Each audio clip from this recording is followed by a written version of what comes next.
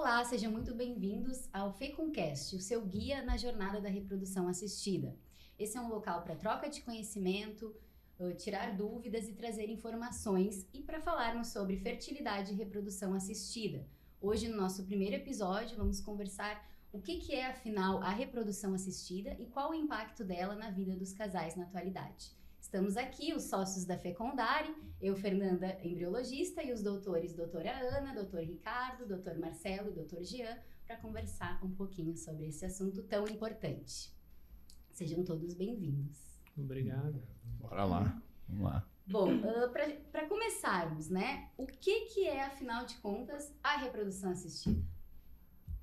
O que é, doutor Ricardo? A reprodução assistida, esse nome eu acho que é interessante a gente explorar um pouquinho sobre esse nome, porque vem do inglês Assisted Reproduction. E essa tradução ficou um pouco truncada, porque ela ficou no Brasil como reprodução assistida. E o assisted tem o tom de ser uma coisa auxiliada. Assistência. Então, a nossa função dentro da reprodução assistida é auxiliar os casais que têm dificuldade para engravidar. Então, esse nome se refere à reprodução humana, que é aquilo que é o habitual, e quando foge do habitual, nós temos então a possibilidade da reprodução assistida ou auxiliada pela tecnologia, pelo conhecimento científico, no benefício dos casais que querem encontrar a sua gravidez. Perfeito. Só complementando aqui o Dr. Ricardo, lembrando que hoje as técnicas de reprodução assistida, elas são utilizadas para indivíduos e para casais, tanto aqueles que estão já tentando engravidar, como aqueles que por algum motivo querem postergar ou deixar essa gestação para depois. Perfeito. E, doutora Ana, quais seriam os principais motivos que levam as pessoas a procurar esses tratamentos, esses centros de reprodução assistida? Enfim, os motivos podem estar relacionados à mulher, ou motivos relacionados ao homem, ou a ambos.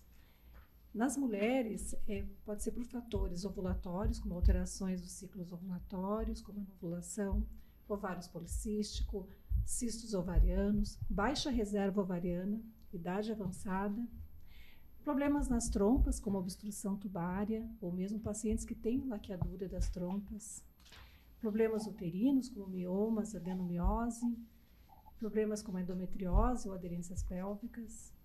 Já no homem, as alterações como baixa qualidade e quantidade dos espermatozoides, diagnosticados no exame do espermograma. Homens também com histórico de varicocele ou que têm a vasectomia prévia. Ou causas, um pouco de um pouco de outro, não levando a essa gravidez. Lembrando também que tem casais que têm indicação dos tratamentos de reprodução assistida devido à indicação médica ou pelo próprio desejo do casal em fazer testes genéticos pré-implantacional dos embriões. Também tem casais homoafetivos que recorrem aos tratamentos de reprodução assistida, assim como casais, como mulheres solteiras, sem parceiros, que desejam gestar de forma como produção independente. Uma coisa que eu acho importante que a gente salienta, até, Fernanda, que eu vejo assim que a fertilidade humana caiu, né? Caiu. Por quê? Por que caiu?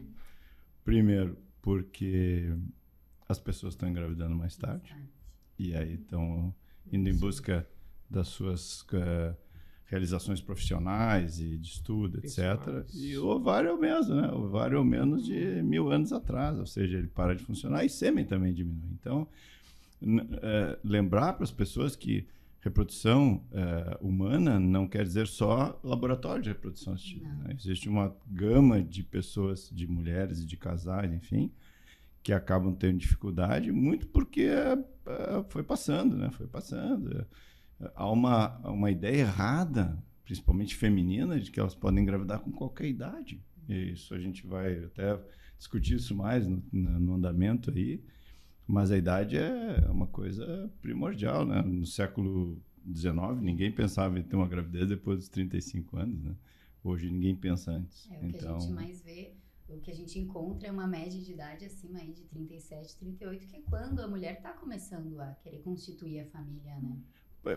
Porque eu falo para as jovens assim, vocês, geração de mulher de vocês, mostraram para o mundo a capacidade intelectiva e profissional, só que pagaram um preço muito caro, que é a da maternidade postergada. Uma coisa importante, né, Jean, dentro disso que tu disseste, né, essa modificação, né, que veio principalmente no pós-guerra, né, com a diminuição do número de homens, principalmente na Europa, né, devido à mortalidade toda que ocorreu, e a entrada da mulher no mercado de trabalho, né, a libertação, a separação do binômio sexualidade e gravidez, que veio depois com a descoberta da pílula anticoncepcional em 1960, né?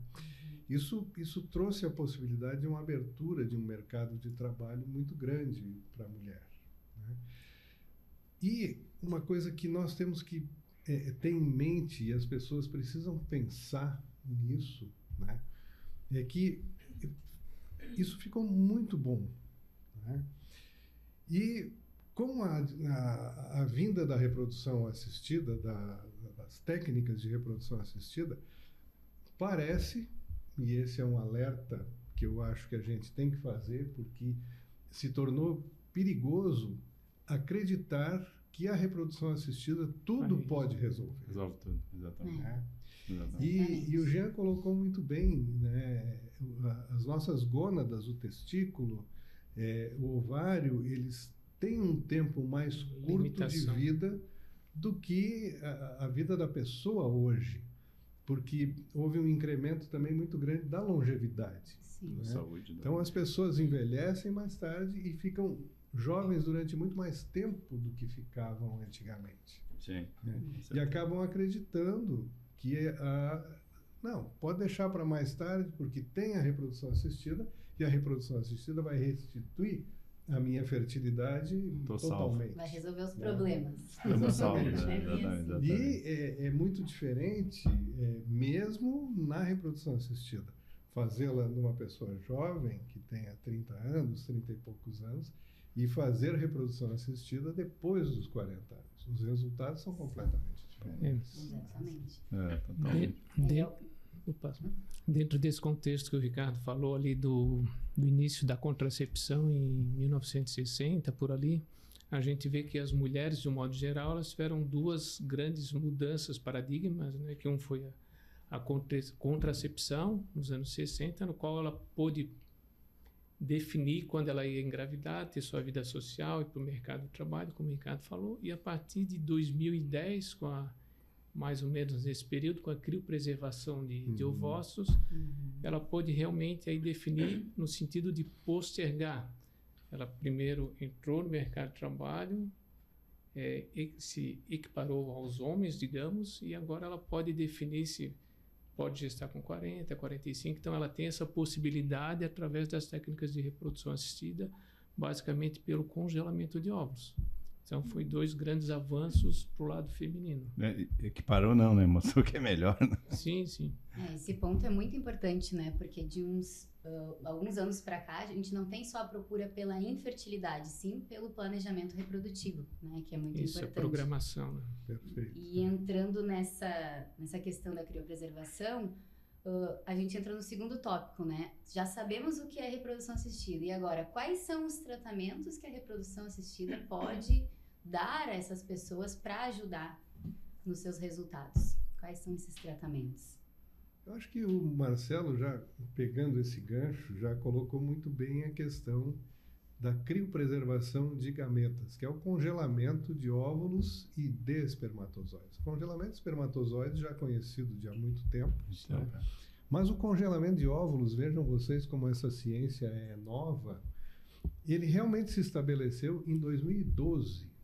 Então nós temos poucos anos de congelamento efetivo, onde os óvulos podem ser conservados de forma que eles vão se manter com o seu status de fertilidade, com a sua capacidade fértil, de 2012 para cá. Então as pessoas perguntam, quanto tempo os meus óvulos podem ficar congelados? Ainda não sabemos. Nós sabemos que eles podem ficar 12 anos, 13 anos, 14 anos, no ano que vem mais 15 anos e assim por diante. É uma história que está sendo escrita. Uma ciência construída. Então é uma ciência em construção. e com todas as suas vantagens e com todas as suas limitações. Isso que é importante entender. Então, congelar óvulos hoje é uma possibilidade, é uma forma de tratamento. Mas existem N outros e, oxalá, mais e mais melhores venham se somar a isso aí, né? Exatamente. De uma forma didática, nós dividimos em dois tipos de tratamentos, né? Os tratamentos de baixa e alta complexidade.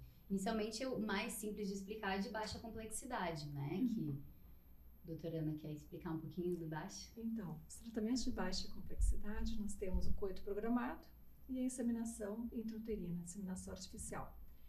O coito programado consiste em orientar os casais a terem relações no período fértil, mediante o controle de ultrassonografia seriadas. O paciente vai à clínica, se faz alguns exames de ultrassom e indica os dias mais favoráveis para terem relações. A mulher o paciente utiliza alguns hormônios para aumentar as ovulações, com isso aumentando as chances de gravidez. E depois desse período fértil, a paciente volta na clínica, se faz um novo ultrassom para verificar se realmente ovulou.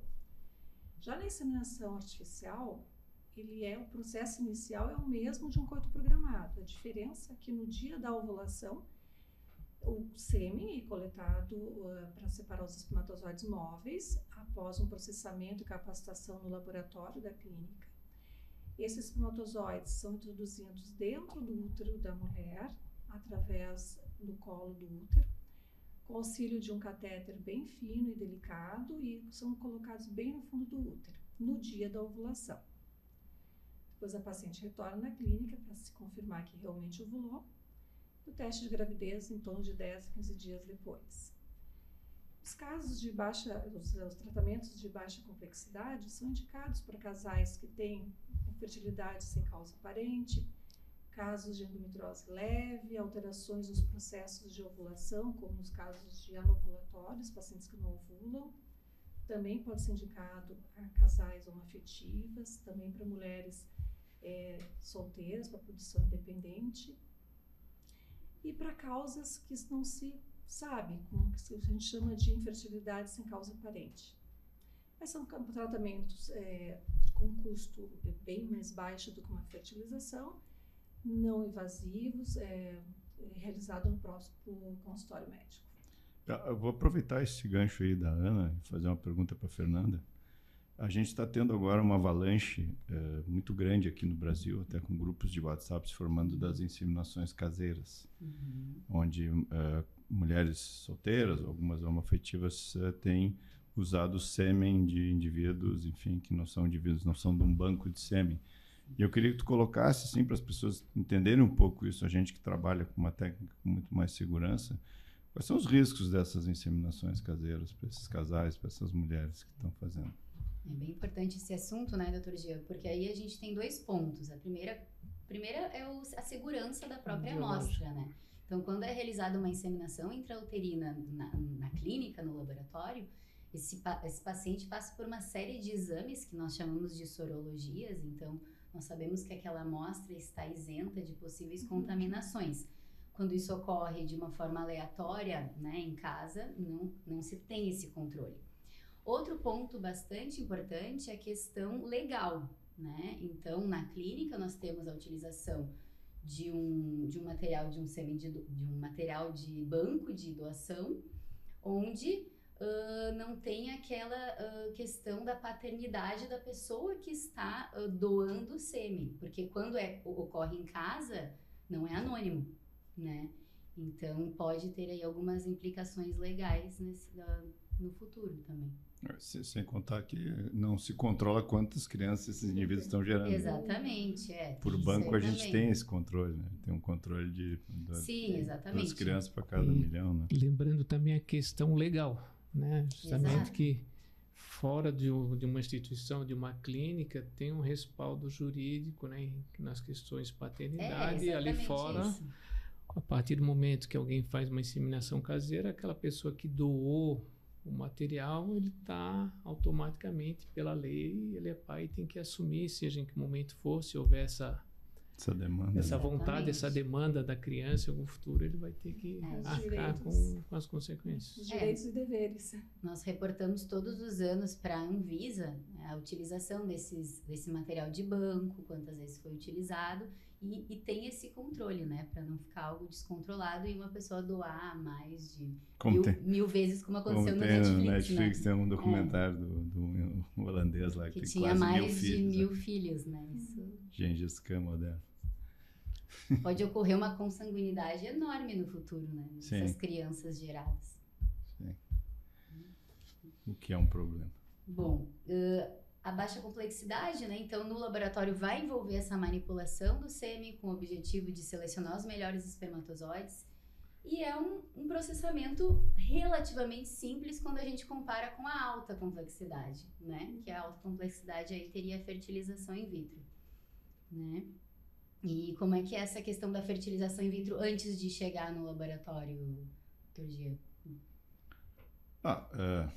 Como é que funciona um processo de fertilização? Eu sempre falo para as pessoas, laboratório de reprodução é óvulo dependente, né? A gente tem que ter a capacidade de gerar o maior número possível de óvulos, porque o que as pessoas às vezes não entendem a gente trabalha com um enorme funil, né? Um funil de quando eu vejo o ovário com 10 folículos, os 10 crescem, eu talvez vá ter 7 óvulos. Desses 7 óvulos, se eu for fertilizar, e aí existem 2 técnicas que se usam em laboratório, depois o Marcelo vai comentar, que é FIV e ICSI, enfim. Mas, de média, eu vou ter numa boa projeção, numa paciente com menos de 35 anos de óvulos de qualidade, talvez 40% de embriões gerados. Então, eu vou ter, no melhor da melhor das hipóteses, 3 embriões. E esse afunilamento só vai diminuindo a chance de gravidez. As gravidezes ocorrem à medida que a gente vai tendo mais embriões possíveis de transferir. Então, os processos de reprodução assistida de alta complexidade, eles são óvulo dependentes. Claro, precisa ter espermatozoide? Precisa, mas o Marcelo vai comentar, vocês vão ver que é uma proporção muito diferente. O que precisa é ter óvulos. Por isso que quando o Ricardo comenta, depois dos 40 anos é mais complicado dar resultado, porque para uma mulher de 35 anos, eu talvez vá ter uma chance aí de, vamos falar, 30% dela ter um bebê no colo, se ela tiver entre 15 e 20 óvulos. Se ela tiver 40, eu preciso no mínimo uns 40 óvulos para ela poder chegar a ter esse percentual de bebê. Além dela gerar menos embriões, ela vai gerar embriões muito piores, que depois vai ser comentado, vocês vão entender essa parte de estudo genético. Então é isso, nós somos óvulos dependentes. Quando me perguntam quantos óvulos eu preciso ter, eu sempre respondo, e macaco não quer banana, quanto mais vier, melhor, né? Esse é o nosso dia a dia. E tem mulheres mesmo que jovens nasceram com os ováriozinhos assim, ó. Então elas chegam lá com 32, 33 e tem 4, 5 ovos cada vez. Então é isso, esse é o nosso grande impacto nessa técnica, né? E, bom, e as formas de fertilizar, o Marcelo vai comentar aí das 2 possibilidades em laboratório. Bom, com relação às técnicas de alta complexidade, nós vamos ter a fertilização in vitro convencional, que é uma técnica que surgiu em 78 na Inglaterra, e um pouquinho mais à frente, nos anos 90, surgiu a ICSI, que é a injeção intracitoplasmática de gameta. A fertilização nada mais é do que a captação dos óvulos, e o processamento seminal. Então a gente faz essa junção que normalmente ocorre dentro do trato reprodutivo, na tuba uterina. A gente faz isso no laboratório, numa placa, juntamente com o meio, e para isso é necessário que se tenha uma quantidade, o homem não pode ter uma diminuição muito significativa dessa amostragem seminal. E justamente a injeção intracitoplasmática de gameta, que surgiu posteriormente, ela veio para completar essa coluna, porque aqueles homens que eram, digamos, azospérmicos, ou que tinham que fazer coleta a nível de testículo, de epidídimo, que tinham uma contagem muito baixa, eles não conseguiam, não tinham um bom êxito na taxa de fertilização clássica, convencional. Então, com isso, com um espermatozoide viável, através da injeção, a gente consegue ter um embrião com viabilidade. Então, essas 2 são as técnicas clássicas que a gente utiliza, né? convencionalmente, no Brasil, a maioria dos processos das reproduções são feitas pela injeção. E é uma técnica que surgiu, assim como outras que vêm surgindo gradativamente, que, digamos, tiveram como é que eu vou dizer aí, ajudem um up na reprodução. O Ricardo falou, a gente está escrevendo a história, né? Uma história que está sendo escrita. A ICSI veio para homens que não tinham sêmen suficiente e hoje a gente faz em quase todo mundo. Por quê? Porque FIV, às vezes, a gente tem 60% de taxa de fertilização e ICSI 90%. Isso. Então, é o que a gente quer, né? A gente quer ter mais embrião. As novas tecnologias que estão vindo também, né? Análise genética, inteligência artificial, aí no futuro elas exigem a ICSI também, né? Então, é algo que veio para ficar. Sim. E as taxas de sucesso são melhores, então vamos usar a técnica onde as taxas de os sucesso embriologistas são não melhores. gostam muito de FIV, dá mais trabalho. Mas na realidade, eu acho que essa história sendo escrita, ela é de uma beleza incrível. Porque ela traz a história da humanidade, né? Eu sempre digo que eu venho de uma época, né? Eu sou o mais velho aqui desse grupo aqui, né? Então eu venho de uma época em que existia uma coisa chamada baile de debutante. Ainda existe eventualmente, né? Isso era bom. E o que era o baile de debutante? Era a apresentação da menina à sociedade, né? Aos 15 anos. Aos 16 ela casava, aos 17 estava grávida. Né? Então, hoje as pessoas, a gente tem visto, deixam para mais tarde. Mas eu acho que o alerta que a gente tem que trazer, e que o Jean colocou muito bem, tem pessoas que nascem com um ovário pleno de óvulos. Tem pessoas que nascem com um testículo produzindo espermatozoides em grande quantidade. E isso vai diminuindo com o tempo. No homem, essa diminuição progressiva ela é um pouco mais tardia, mas não se iludam, ela existe. Ela existe. Né? E hoje, novos casais, pessoas casando com pessoas mais jovens casando com pessoas mais velhas, enfim. Né? Mas na mulher, o grande problema é que o ovário foi formado, isso tem que ser entendido, né? O ovário foi formado uma vez na vida embrionária, no 5º mês de gravidez, e aí ele fica pronto. Esse é o grande problema. E ali ele só vai gastando os seus óvulos, ele não vai repondo, ele não tem essa capacidade de repor. E a ciência, nas suas limitações, ainda não descobriu um medicamento que faça isso parar de funcionar dessa forma. Essa é a grande dificuldade. Então, qual que é o ponto de alerta? Né? Para nós, dentro da fertilidade, é 32 anos. Daí vocês vão dizer, 32 anos é muito cedo. Mas ali pode começar o problema. Pode não ser para aquela mulher que tem muitos óvulos, mas para aquela que tem pouco, 32 anos, já é um ponto de alerta. Sim. Né? 35 anos já passa a ser para todo mundo um ponto crítico. E acima de 38, os gráficos mostram que já é muito difícil engravidar espontaneamente e com fertilização também. Cai bastante. Né? Então, isso é uma coisa que tem que ser colocado para a sociedade. As pessoas têm que entender que isso mudou, porque ninguém pensaria há muitos anos em engravidar aos 32 anos, aos 35, aos 37, Sim. aos 40, aos 45, como eu atendi uma pessoa esses dias. Que é muito difícil. Não, já era uma voz. Tanto que quando a gente, lá no século passado, que a gente se formou, nós, todos aqui, nós mais no início do século do que eles, mas enfim, quando a gente falava em planejamento familiar, era basicamente contracepção. Claro. E hoje acabou. Planejamento familiar é um ginecologista que está acompanhando a sua mulher todo ano. Essa paciente vem todo ano, chega pelos 32, ele tem que perguntar qual é o teu plano, qual é o teu planejamento. Claro. Porque aí ele fazendo uma ideia da reserva, ele vai poder dizer, a ginecologista, olha, ou tu muda esse teu plano e acelera engravida antes, ou tu congela ovos, porque tu vai chegar ali aos 36, 37 e não vai dar. Então, às vezes as pessoas, mas a fulana lá, que é famosa, engravidou com 48 anos. Eu falo sempre a mesma frase. Traz a tua avó aqui com útero, que ela sai grávida. Mas os óvulos não são dela. Por que isso? As pessoas não falam, eu fiz reprodução com ovo-doação. Ponto. No mundo só existe a descrição de um caso de uma mulher de 46 anos que engravidou com seus próprios ovos. É muito pouco. É quase a época da Louise Brown lá em 78. Então, quando a gente fala, só dá 30% de resultado de bebê em casa, sim, mas em 78 foi um, né? Tiveram 2 gravidezes em 200 casos. 10 anos, né?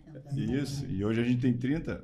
Não é a melhor coisa do mundo, né? Mas assim, a gente está muito melhor. Só que é óvulo dependente, não adianta. E tu tocaste num ponto muito importante, que a nossa espécie, ela é muito pouco fértil. Sim. Eu sempre brinco que o Ainda homem bem, né? Já tem 8 bilhões. Assim. Porque é inteligente. Sim. Né? Porque ele não tem força para competir com os animais. Não, e ele não tem fertilidade parecida com a dos animais. Não, a gente pensa coelho, qualquer outro bichinho aí, engravida muito bem. Né? Até em reprodução, né? Quando equinos são um pouco piores, mas ovinos e bovinos, assim, a 60% de gravidez. Sim, as transferências de embriões. Pega embrião. Mata um mamífero, vai dar 70%. Putz, e a gente então lá muitas embaixo. vezes a pessoa diz, não, mas a fertilização in vitro, ela não consegue ter 100%. Como é que não consegue ter 100%? Pega um óvulo, pega um espermatozoide, junta, bota dentro do útero e dá 20, 30, 40% de fertilidade, 60% é muito. Né? Porque a espécie é pouco fértil. A nossa fertilidade natural é 20% por ciclo menstrual, por mês. Em mulheres abaixo de 30, né? Em mulheres abaixo de 30, vai caindo. exatamente. Então, o auge reprodutivo já começa baixo. É verdade. Começa abaixo, exatamente. E é essa compreensão. E vejam, né, muitas vezes a pessoa espera que o problema se resolva, que as coisas aconteçam, né? O próprio médico muitas vezes diz, não, isso relaxa que vai melhorar e tal, vai dar certo. Né? E eu penso que a gente tem que colocar aqui o conceito de infertilidade. Sim, perfeito. Né? O conceito de infertilidade. Quem é o casal infértil? Né? É aquele que depois de um ano de tentativas com relações sexuais frequentes, vamos colocar o que é frequência, né? 1, 2, 3 vezes por semana, seja lá, mas enfim, que tenha relações sexuais durante um ano e que não tenha engravidado. Quer dizer, por quê? Porque 85% dos casais engravidam no primeiro ano que tentam. Primeiro ano. Né? Então, se no primeiro ano não engravidou, né, tendo uma prática sexual frequente e que não tenha problemas de saúde, digamos assim, saúde sexual, ereção ou rejeição, ou qualquer coisa. E que seja pelo menos 12 ciclos ovulatórios. Não, tem mulheres que ovulam a cada 3 meses, é outro tempo, né? Mas entendendo uma mulher que todo mês está menstruando, ou seja, um ano ela tem que 86%. Se o casal em um ano não engravidou, alerta. Isso aí. E o alerta é também que isso para mulheres abaixo de 35 anos. Que acima de 35 anos se consideram 6 meses. Menos tempo. E com mais de 38, 40 anos, menos tempo ainda. De imediato. 1, 2, 3 meses não engravidou, ideal procurar ajuda, já verificar se está tudo bem, em função já da idade avançada. E às vezes são coisas simples de resolver. São coisas bem simples. Não é tudo que vai para o laboratório. Né? O percentual que vai para o laboratório é o menor. Vai lá, 10% talvez, dos casais inférteis. Às vezes é isso. Melhora um pouco o sêmen, desobstrui as trompas, se preciso, trata uma endometriose, não ovula, faz ovular e engravida.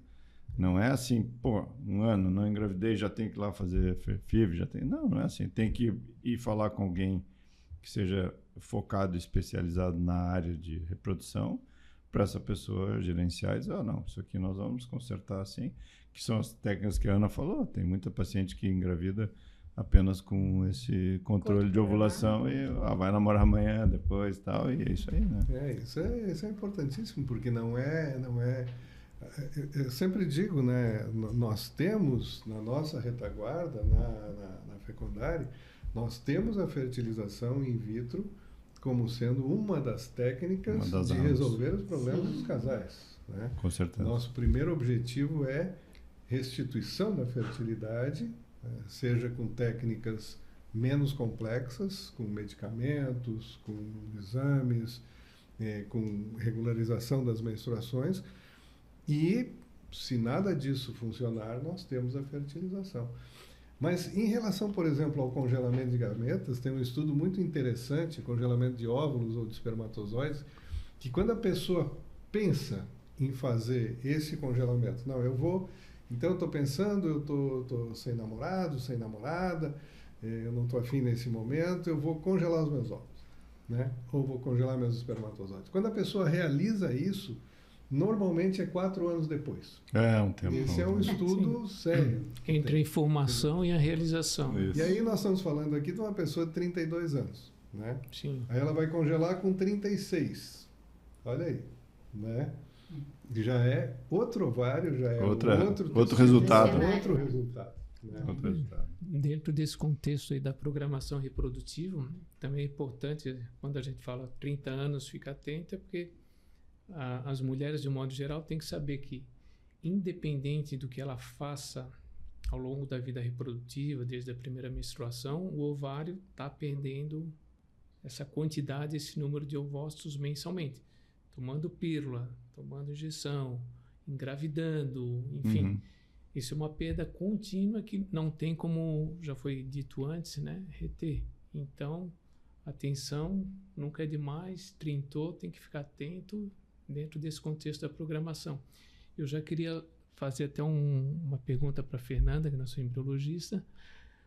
O que ela observa nos ovócitos em mulheres com idade um pouco mais avançada, beirando os 40 anos, a qualidade morfológica, que é o que a gente consegue avaliar dentro do laboratório? A questão da qualidade morfológica dos ovócitos é uma das grandes incógnitas da ciência. Hoje ainda a ciência está estudando muito para tentar classificar os óvulos, os óvulos, né, assim como classifica os embriões. Então, o que a gente observa, nós observamos características morfológicas, como, por exemplo, uma granulosidade maior, uma zona pelúcida, que é a parte que delimita ali o óvulo, né, às vezes um pouco mais espessa, mas isso não está muito atrelado à idade especificamente. Sim. O que a gente nota com o passar dos anos é talvez um afunilamento maior na formação de embriões e a quantidade de embriões geneticamente alterados que aumenta com a idade. E aí vem o outro tratamento, que é a análise genética pré-implantacional. É isso que a gente observa mais atrelado à idade, e não em si a carinha do óvulo, né? Isso é meio que um padrão geral. Assim. E antes da gente abordar esse assunto aí do estudo genético dos embriões, me lembrei de um dado com o que o Ricardo estava falando em relação a congelamento de gametas. Existe uma onda muito grande em homens jovens agora ficarem bonitos que nem aqueles gregos daquelas estátuas. E eles estão se enchendo de testosterona. E 30% deles não voltam a ter espermatozoide. É uma zoospermia permanente. Então, o que eu aconselho esses jovens, não tem nada contra. Se quer usar, quer ir na academia, quer ficar todo bonitão, não tem problema. Mas presta atenção, talvez até congelar sêmen antes, já que esse desenvolvimento do físico seja tão importante, porque depois, se não voltar, não volta. Então, assim, é um número bastante importante, né? Que alguém que poderá ser fértil nesse momento por uma questão enfim, de vida, de qualidade de vida, de desejo, enfim, poderá ficar infértil. E isso não é falado. Não é falado. Eles vão nessas clínicas de esporte e tal, não vão aumentar a performance, vai injetando e tal. Tem que ser falado, olha, amigo, pode ser que tu vai ficar estéril, então, ou não faz, ou congela sêmen, porque eu tenho visto, me surpreende que eu tenho atendido isso, casais jovens, homens com menos de 40 anos, que estão lá muito ruim de sêmen, porque ficaram usando 5 anos de testosterona. Então, isso é outro problema que a gente vai começar a ter que enfrentar. Assim como eu já sempre falei em jovens, com 2 filhos, 40 anos, vou fazer vasectomia, eu falo, congela sempre. Mas para que eu não quero mais filho? Eu já estou velho, eu já vi muita coisa, daqui 10 anos você vai me agradecer. Vai lá e congela, faça a vasectomia, está tudo certo. Porque os urologistas não falam, tem poucos que falam. Não, tá bom, tá 2 filhos, então, pô, aí depois tal. Ou vai fazer a reanastomose, não funciona tão bem, ou daí, ok, a gente pode fazer fertilização, Mas é muito mais fácil do que pegar lá no testículo, no epidídimo dele, e ter uma amostra pronta, né? Então, eu acho que isso é outro paradigma que está surgindo aí. E é bem difícil tu convencer alguém que usa anabolizante, androgênio há bastante tempo, ele tem que fazer uma pausa de vários meses para ver se vai restabelecer. Vai perder tudo que Então ele é desenvolveu. complexo, ficar 6, 8 meses, isso é bem difícil, assim, isso causa também problemas no relacionamento que a gente vê, né, dos casais. Sim. Exatamente. Bom, a gente está vendo que tem muitos tratamentos aí que a gente pode fazer hoje e no futuro está vindo mais, né? A reprodução, ela evolui muito rápido. Nós temos o quê? 45 anos, né, de reprodução humana? Isso, de E nascimento. já evoluiu muito. Se nós formos pensar lá na época da Louise Brown, e hoje todo mundo pode assistir na Netflix, né, como é que era, já mudou muita coisa. E doutores, tem muitas pessoas que têm várias barreiras enquanto estão enfrentando essas situações, né? Mas por que barreiras? Porque tem muitas dúvidas e medos. Então eu pergunto para vocês, quais são os principais medos que vocês escutam nos consultórios, né, nas consultas? Boa pergunta. Eu vejo dois medos importantes. O primeiro medo é o medo do custo. Porque as pessoas muitas vezes pensam que é inacessível. E aí isso me leva a pensar em duas questões sociais, né? Porque mesmo pessoas de menor renda, eu vou colocar, não de baixa renda, de menor renda, né? De alguma maneira conseguem alcançar com a renda familiar, com a ajuda de alguém, ou mesmo trabalhando, como a gente vê, gente que luta, vai lá e faz, e às vezes tem sucesso, às vezes não tem, como é a fertilização, mas consegue, né? Para as pessoas de baixa renda, eu acho que há uma injustiça social muito grande que precisa ser corrigida. As universidades teriam que estar aparelhadas para fornecer fertilização in vitro, tratamentos de fertilidade, inseminação para a população de baixa renda. É uma injustiça social que isso aconteça. Nós precisamos defender esse ponto de vista, nós que trabalhamos com fertilidade, né? Para as pessoas de alta renda, não é barato, é caro, o tratamento é caro, né? É difícil alcançá-lo. Nos custa menos que uma viagem. Custa menos que uma viagem para o exterior. Uma viagem para o Nordeste. Mas o quanto custa esbarra nessa questão da eficácia do procedimento, né? Porque se a gente vai pegar o dinheiro que custa uma fertilização hoje, que é uma pequena fortuna, não é tão grande, mas um dinheiro que considerável, vale, né? Considerável. O retorno que ela te dá é baixo. As chances e tentativas. Por quê? Por aquilo que eu falei, a espécie humana, ela não é uma espécie muito fértil. Então, apesar de todo o progresso tecnológico, nós não chegamos nem perto de 100%, que seria o ideal, né? Não chegamos nem a 80%, 60%, eventualmente 40% habitualmente. Então, eu acho que esse é um outro medo também, né? Do custo e de não dar certo, né? E quando não dá certo, pelo menos na fecundária, né, a pessoa tem uma rede de apoio muito grande, porque um dos pilares da obtenção da gravidez é como se fosse em casa, continuar tentando. Vocês vão dizer, Ricardo, está falando uma bobagem, o negócio custa tão caro, a pessoa continuar tentando. Sim. Mas é o que resulta, é o que faz com que aconteça. Então, prosseguir, não desistir. Existe um luto, quando não dá certo, existe um luto muito grande, muito forte, e que a gente apoia totalmente, né? A pessoa volta, muitas vezes a gente chora junto, porque há uma perda.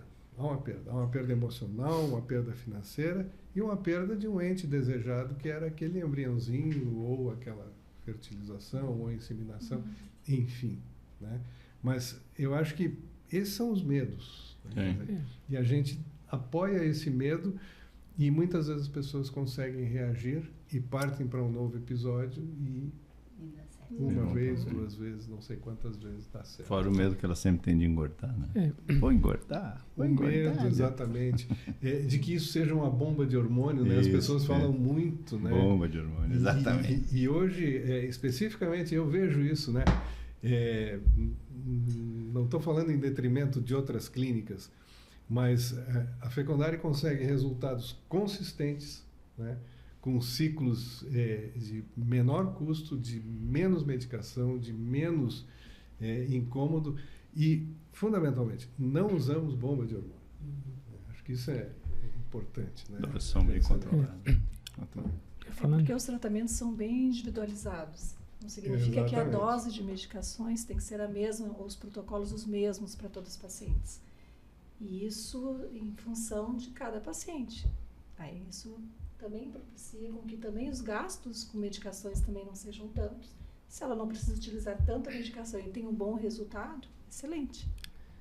E eu acho que isso passa também, desculpa, Marcelo, por uma coisa que é o planejamento reprodutivo. Esse é um outro planejamento que nós vamos ter que aprender a fazer na vida. Planejamento reprodutivo. Sim. Né? Porque nós estamos falando aqui muito de casais, mas nós temos que também abordar os casais que são sozinhos, que preferem ser sozinhos e querem ter a benesse de ter um bebê, né? Estou falando de casais sozinhos, pessoas sós, né? Nós temos que falar das pessoas homoafetivas. Famosa produção independente. Produção independente, exato. Né? Os casais homoafetivos, masculinos e femininos. Claro. Né? E temos que falar também de homens trans, por exemplo, de mulheres trans também, que tem que fazer o seu planejamento reprodutivo, tem que olhar lá para frente e ver toda a parte de hormonização, como é que vão se comportar, se congelam gametas antes, se não congelam.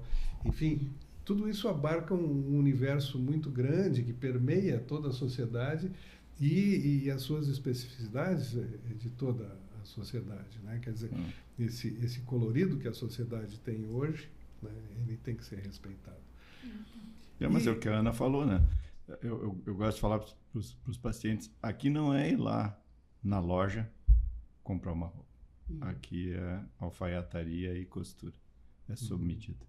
E cada casal vai ter o seu tratamento sob medida. E às vezes o mesmo casal, em tempos diferentes, vai ser diferente o tratamento, o protocolo e tal. Então não tem como ser uma coisa... a gente vai usar uma coisa básica, assim, todo mundo diz assim, não, a gente sempre acaba individualizando, é o que a Ana falou. Os casais, eles são individualizados para a sua situação. Bom, esse aqui eu vou usar um pouco mais de medicação para ter mais ovos, esse aqui não adianta, vou usar menos, é o que a gente faz lá. É isso que tu estás falando desse gerenciamento. E vou aproveitar para perguntar para o Marcelo, que as pessoas às vezes têm essa dúvida, qual o limite da reprodução? Idade? O limite... Até quando? 80 anos? Será? O limite é relativo, né? A gente sabe que o homem vai ter sua andropausa, como o Ricardo comentou lá, a gônada gradativamente vai diminuir a produção, a qualidade da espermatogênese, e a mulher tem um evento que é um cataclisma, que é agudo, que é a menopausa. Então ela nasce com o número de óvulos, vai perdendo ao longo da vida até que chega um momento que cessa. O homem então, o avião pousa, a mulher o avião cai. À medida que esse tempo vai passando, essa qualidade ovocitária diminui. Então, consequentemente, a chance de engravidar natural ou no laboratório, ela vai na mesma proporção e na velocidade. Então, quando chega as pacientes que a gente sabe que não são poucas acima de 35 anos, acho que a média etária na clínica é 38 para 39, e isso está numa crescente, está indo mais para o lado dos 40. A gente vê que tem essa dificuldade no natural, no laboratório, e enquanto tiver óvulos é possível engravidar, logicamente, só que a gente sabe que essa jornada, essa entrega do paciente, a persistência, a paciência e, consequentemente, o custo financeiro vão ser muito maiores, né? Porque se ela tivesse algo guardado, congelado lá atrás e for fertilizar com 45 é uma coisa. Agora, chegar com 45 para engravidar, para captar óvulos, a luta Mas é assim, grande. eu tô com 48, menopausei há 1 ano, casei e a minha sobrinha vai emprestar os ovos. E qual o limite que eu posso fazer? Então, assim, o limite, a gente segue as normas do Conselho Federal de Medicina, né? Eles que definem, então isso tem um ajuste a cada 2, 3 anos, eles fazem uma atualização. Normalmente, 50 anos é o limite recomendável como corte.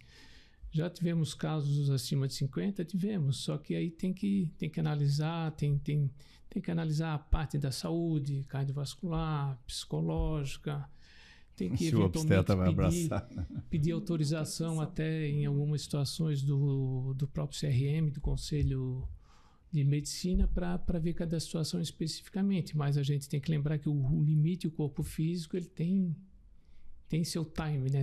E a gestação, além de exigir muito do corpo, né? Ela tem suas taxas de complicação, então tem que na Índia, os caras fizeram uma transferência, uma mulher de 71 anos. A gente olha a foto, o bebê é mirradinho, assim, porque a gente olha a foto dos pais, parece os avós se segurando, né? Acho que fizeram para provar para a humanidade que tendo útero, sabe, um embrião que foi doado.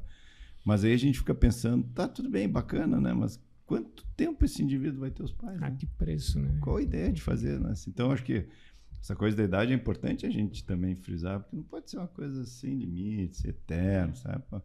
Eu falo, tá lá, tá comprovado. 71 anos, ela tinha o útero, trabalharam com hormônios, botaram no embrião, mas a foto, qualquer um pode olhar na internet. A foto é uma coisa, é o vô e a avó segurando, mas não, é o filho. Né? Criação dessa criança depois. É, né? vai ter o pai até quando?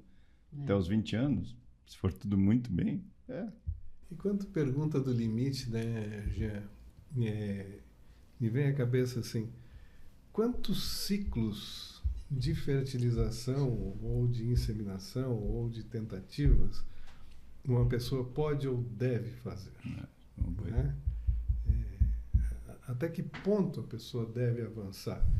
Porque eu acho que isso deve ser uma busca e não uma obsessão. Sim. Né? Sim. Que não se torne uma coisa assim que vire uma obrigação, uma coisa de que tem que ser. Sim. O limite o casal tem que dar. Né? Exatamente. Eles têm que dar o seu limite. Tem casais que vivem muito bem uma vida a dois maravilhosa, né? Sem obrigatoriamente, né, ter que ter filhos. Né? Embora a sociedade cobre, a gente sabe que cobra. Instintivamente a gente cobra, né? A gente quer que a espécie não acabe. Né? Então eu acho que esse limite pessoal também tem. Sim, né? sim. E sempre eu gosto de salientar, né, que tem pessoas que, como eu disse, né, gostam de viver sozinhas e sem filhos. Sim. Né? A sociedade hoje passa por isso. Né? Não é um pecado não ter filhos. Né? Homens, mulheres, hoje cada vez mais pessoas morando sós, apartamentos pequenos. E tem uma porta sempre aberta, que é a adoção. Isso. Apesar de nossos países ser uma vergonha, complexo. mas uma dificuldade grande na adoção. Mas ela existe, claro. Ela está aí, claro. Funciona. Claro. E funciona. Com Então, certeza. se nada deu certo, eu acho que tem que pensar em uma adoção. Sim, a gente tem que ajudar esses casais a dizer, olha, chega, né? Chega já. Nós não vamos mais tirar nada daqui. Sim. Então, a nossa chance está só caindo. E eu acho que o que a gente faz lá na clínica, a gente sempre, às vezes, conversa em grupo, e aí vem a própria Fernando, nossas reuniões semanais, que a gente troca essas ideias de caso. Tem casais que a gente tem que chegar. Alguns aceitam, alguns vão para outra clínica, isso faz parte, né? Eles vão trocando de clínica, mas a gente sempre foi honesto e disse, olha, deu, né? Deu, porque às vezes assim, não tem mais ovos, pegou ovo de doadora, e aí implanta e não vai. Tem situações que a gente, primeiro, não sabe explicar, não sabe por que não engravida, a gente não sabe por que um embrião implanta, então a gente não sabe explicar por que não implanta. Essa é a lógica.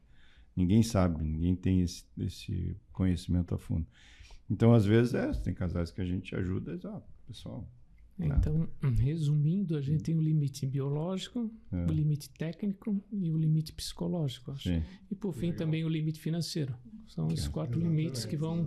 E às vezes, vão estar confluindo junto, às vezes por parte, às vezes mesmo pessoas, casais, mulheres que às vezes são desacreditadas tecnicamente, elas querem fazer. Aí entra a questão da psicologia, que a gente aborda também na clínica, a gente é nossa psicóloga, a Maria Gabriela, que dá muito bem esse suporte. Mas são condições que a gente vai individualizando um a um para saber justamente o momento em qual limite que ela está e aí ver o que é viável para cada casal, para cada pessoa. Como a gente age lá que é o correto. A chance de vocês terem um filho no colo é X, é tanto. É 5, é 10, é 15, é 30%. Quer entrar, quer fazer? A gente está torcendo para quê? Mas tu não pode, que nem eu falo, tu não pode vender terreno na lua, né? Como é que vai escriturar depois? Como é que vai escriturar? Vai passar? Não tem como. Então, esse é o que a gente sempre trabalha lá e faz. E por isso, talvez a gente tenha esse reconhecimento, às vezes, enfim, essa colocação dos pacientes, até as que não engravidam, elas até acabam nos agradecendo lá, né? Todos nós temos isso do tempo que ficaram lá. E isso é uma coisa importante, né, Jean? Porque um dos sentimentos ruins, né, é não ter tentado. Sim. A gente ouve, né? Por que eu não tentei antes? Eu tinha condições, por que eu não fui atrás? Por que eu não fui informada? Por que eu não fui informada? Né? Por que eu não fui informado? Né? E aí vem aquela sensação assim, poxa, eu perdi tempo, né? A gente atende isso, né? Já tive pacientes dizer, poxa, meu tempo passou e eu não fiz. Por quê, né? Mercado de trabalho, compromissos, etc., né? Então, planejamento reprodutivo é uma coisa importante da gente pensar. Sim. E as pessoas se sentem muito bem, mesmo não tendo dado certo, de ter cumprido aquele seu papel na vida, né? Falando da Gabriela, nossa psicóloga, né? São os nossos papéis que a gente cumpre dentro da nossa vida, do nosso eu e da nossa sociedade. Né? E voltando só à questão do medo que tu colocou, tem medo de não dar certo, o medo financeiro e eu acho que o medo do desconhecido, o tabu. Isso é muito importante, porque a falta de informação muitas vezes afasta os casais do tratamento. Todo mundo tem filho natural, de repente o meu filho vai ter que nascer dentro de um laboratório, isso parece... Eu particularmente, como gineco no final dos anos 90, eu nunca pensei em fazer reprodução humana, porque eu achei que era um negócio muito distante de mim. E alguns anos depois eu estava fazendo especialização em reprodução humana. Tudo é uma questão de informação, de quebrar tabu. Hoje a mídia tem contribuído um pouco para isso, poderia ser bem melhor, principalmente nesses casos que a gente vê na mídia, atrizes com 45, 50 e poucos engravidando, mas eles não contam exatamente como é que foi essa jornada, como é que é a receita do bolo. Então, às vezes, passa uma imagem errônea, né, no que diz respeito que precisei engravidar, como o Ricardo já foi colocado anteriormente, eu vou na clínica de reprodução assistida e resolvo. Não é bem assim. A jornada é longa e custosa. Um aspecto que eu observo, que eu vejo aqui, olhem nos congressos quando a gente vai dar uma aula, vai falar sobre isso, preservação de fertilidade. Olha a plateia. Eu tive em Curitiba agora, tinha umas 180 pessoas na sala, tinha 4 homens. Eu, o coordenador, um na mesa e mais 2 assistindo. Essas eram tudo ginecologistas mulheres. Então, elas vão pensar muito mais nisso, porque elas vão estar nessa situação também. Então, como é que será que está o meu ovário? Ela vai alertar a paciente. Então, acho que essa curva de número de mulheres que vão dizer, por que eu não fiz antes? Isso vai cair drasticamente. Elas vão se atentar ou para engravidar espontaneamente, que eu sempre falo que é melhor, é mais barato, é mais eficaz e é mais prazeroso, né? Engravidar em casa. Esse é o sonho da Fernanda do laboratório. Mas a gente com certeza vai ter um acréscimo por isso, né? Porque cada vez temos mais ginecologistas mulheres, né? Felizmente. Né, Fernandinha? Isso aí. E como é importante, né? Acho que disso fica a mensagem que a gente não tá ali só para fazer tratamento, sim para acolher as pessoas que procuram a nossa ajuda e delinear ali, ajudar eles a encontrarem o melhor caminho, né? Seja para um lado, para o outro, cada um vai ter a sua história, né? Acho que isso é uma mensagem importante. Tá super bom nossa conversa aqui, super boa, né? Mas a gente vai ter que deixar para o próximo capítulo. Senão vai ficar que nem discurso do Fidel, senão assim, a gente fica 36 horas falando. Todo dia aqui, porque Tem muita coisa para ser dita, né? Mas eu queria Sim. agradecer a todos que a gente conseguiu estar todos juntos aqui para falar algo super importante. Agradecer a todos que estão assistindo, espero que vocês tenham gostado, tirado algumas dúvidas e fiquem atentos aos próximos capítulos, porque a gente vai seguir abordando diferentes assuntos de formas até mais específicas para tirar cada vez mais dúvidas de vocês. Então fiquem ligados aí nas nossas redes sociais. Isso aí, valeu pessoal. Obrigada. Isso aí, obrigado. Obrigada. Até a próxima.